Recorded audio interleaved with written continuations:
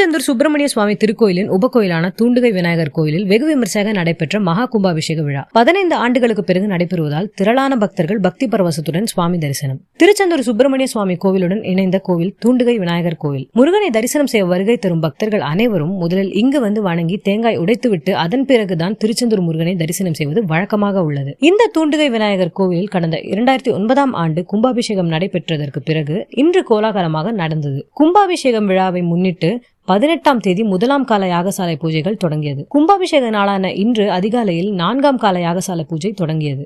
தொடர்ந்து மங்கள வாத்தியம், திருமுறை பாராயணம், அனுப்ஞை, விக்னேஸ்வர பூஜை, புண்ணியாக வாசனம், பஞ்சகவ்யம் பாத்திர பூஜை, மகா கணபதி ஹோமம், பிரம்மச்சாரி பூஜை, கஜ பூஜை, திரவ்யாஹூதி, பூர்ணாஹூதி நடந்தது.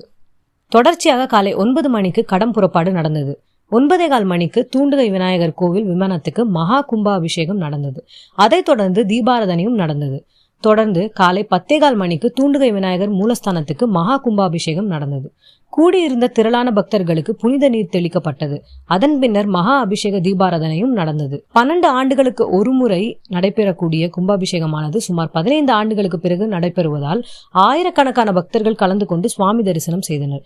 விழாவிற்கான ஏற்பாடுகளை திருச்செந்தூர் முருகன் கோயில் தக்கார் அருள்முருகன், இணை ஆணையர் ஞானசேகரன், மண்டல இணை ஆணையர் அன்புமணி மற்றும் கோயில் பணியாளர்கள் செய்திருந்தனர்.